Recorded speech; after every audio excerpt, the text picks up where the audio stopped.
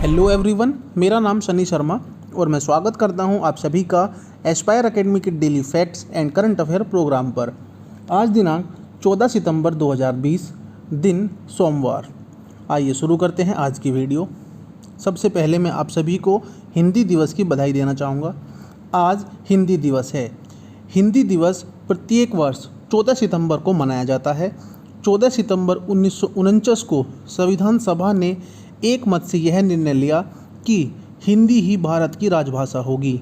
इसी महत्वपूर्ण निर्णय के महत्व को प्रतिपादित करने तथा हिंदी को हर क्षेत्र में प्रसारित करने के लिए राष्ट्रभाषा प्रचार समिति वर्धा के अनुरोध पर वर्ष 1953 से पूरे भारत में 14 सितंबर को प्रतिवर्ष हिंदी दिवस के रूप में मनाया जाता है।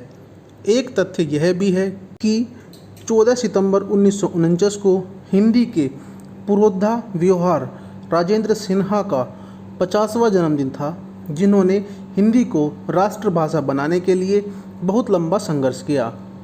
आज के दिन की पहली करंट अफेयर है। डोमिनिक थीम ने जीता यूएस ओपन पुरुष वर्ग का 2020 का खिताब। यूएस ओपन 2020 में पुरुष वर्ग के फाइनल मुकाबले में डोमिनिक थीम ने अलेक्जेंडर ज्वेरेव को 2-6, 4-6, 6-4, 6-3, 7-6 के सेट से हरा दिया है। इसके साथ ही 6 साल बाद यूएस ओपन को उसका नया चैंपियन मिल गया है। जर्मनी के अलेक्जेंडर ज्वेरेव और ऑस्ट्रिया के डोमिनिक थीम दोनों ही पहली बार यूएस ओपन के फाइनल में पहुंचे थे। 23 साल के अलेक्जेंडर ज्वेरेव कैरियर में पहली बार किसी ग्रैंड स्लैम का फाइनल खेल रहे थे, तो 27 साल के डोमिनिक थीम यूएस ओपन के फाइनल में पहुंचने वाले ऑस्ट्रिया के पहले खिलाड़ी थे। इससे पहले कल नाओमी ओसाका ने यूएस ओपन 2020 की महिला वर्ग का खिताब जीता था। आज के दिन की एक अन्य करंट अफेयर है। यूनिसेफ ने आयुष्मान खुराना को बच्चों के अधिकार अभियान के लिए सेलिब्रिटी एडवोकेट के रूप में नियुक्त किया। संयुक्त राष्ट्र की संस्था यूनिसेफ ने बाल अधिकार अभियान फॉर एवरी चाइल्ड के लिए आयुष्मान खुराना को अपना सेलिब्रिटी एडवोकेट बनाया है। यूनिसेफ ने हाल ही में यह घोषणा की। बच्चों के प्रति हिंसा को समाप्त करने की दिशा में खुराना यूनिसेफ की सहायता करेंगे। अभिनेता की ओर से जारी एक प्रेस विज्ञप्ति में कहा गया है कि वह इस पहल के लिए भारत में काम करेंगे। प्रख्यात फुटबॉल खिलाड़ी डेविड बेकहम वैश्विक स्तर पर इस अभियान का चेहरा हैं। इस पद पर रहते हुए आयुष्मान देश में बच्चों के खिलाफ होने वाली हिंसाओं पर लोगों को जागरूक करेंगे और उन्हें कम करने के लिए काम करेंगे। ये काम देश के हर बच्चे के लिए एक समान होगा।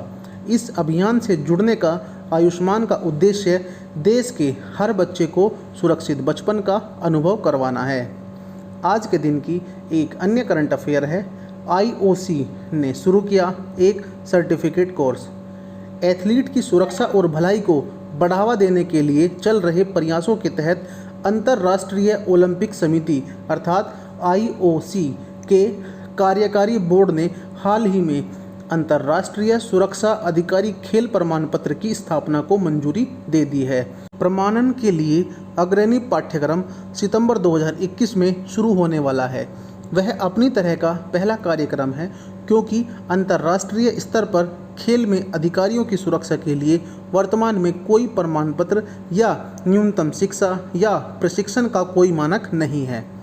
5 महीने के इस शिक्षा पाठ्यक्रम को 3 प्रोग्राम डायरेक्टर्स के तहत विशेषज्ञों के एक अंतर्राष्ट्रीय सलाहकार बोर्ड द्वारा विकसित किया जाएगा। पाठ्यक्रम में एक अंतिम परीक्षा शामिल होगी, जिसे उत्तीर्ण करने के ही बाद प्रमाण पत्र प्राप्त होगा।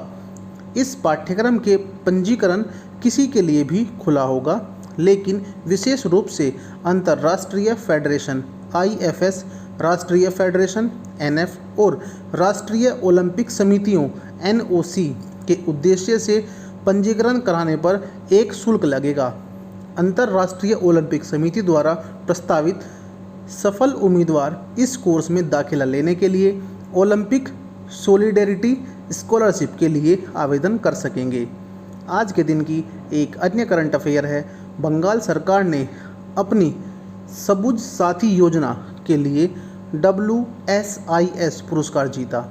कन्याश्री योजना के बाद पश्चिम बंगाल सरकार की एक और परियोजना सबुज साथी योजना को world society on the information society अर्थात WSIS ने हाल ही में एक आभासी समारोह के माध्यम से विजेता पुरस्कार 2020 प्रदान किया।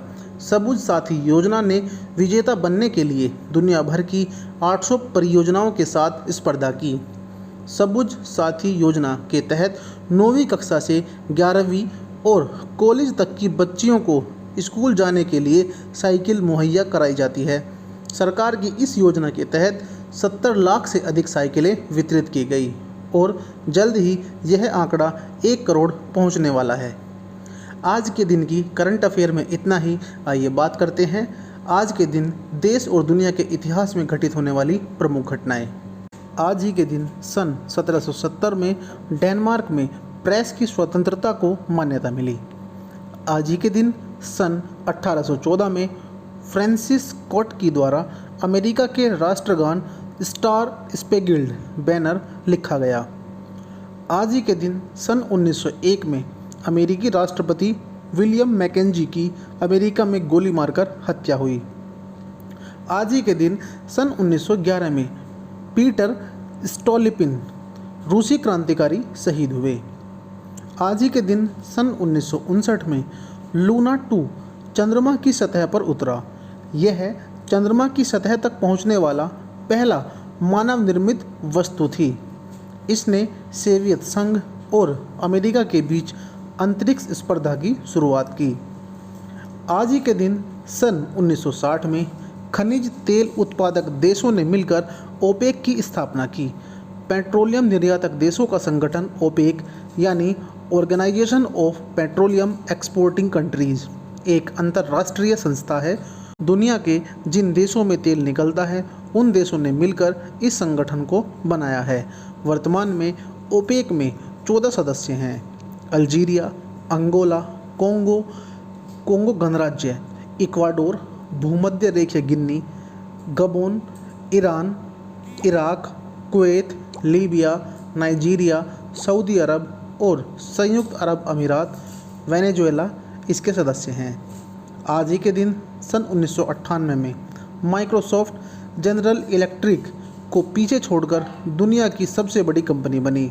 आज ही के दिन सन 2003 में यूरोपीय संघ में शामिल होने के लिए एस्टोनिया में जनमत संग्रह हुआ। इसके बाद एस्टोनिया यूरोपीय संघ में शामिल हो गया। आज के हमारे daily facts and current affair program में इतना ही। धन्यवाद।